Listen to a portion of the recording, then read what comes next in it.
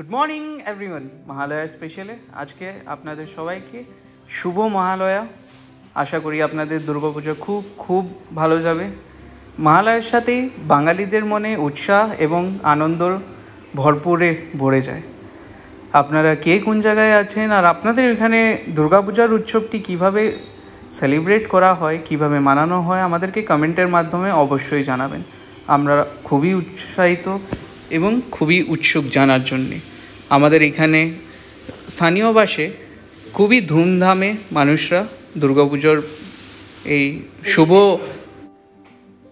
শুভ উৎসব সেলিব্রেট করে।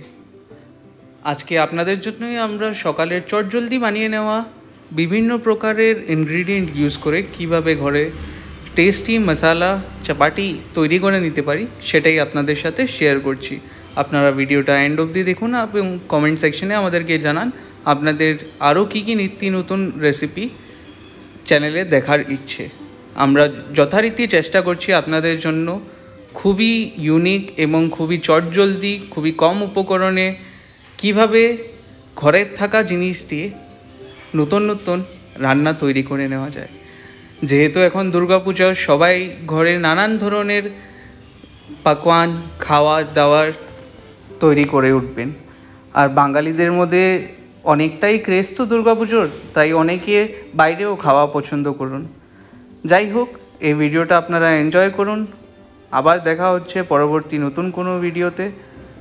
ততক্ষণ অবধি take care, stay healthy, stay fit. Thank you for watching the video. Keep supporting.